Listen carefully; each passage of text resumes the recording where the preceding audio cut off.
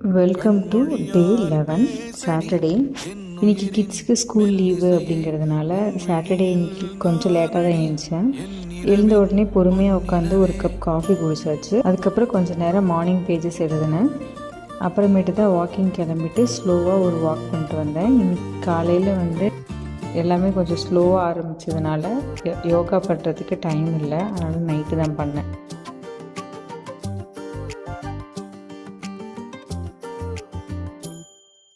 கண்மொழியால் பேசடி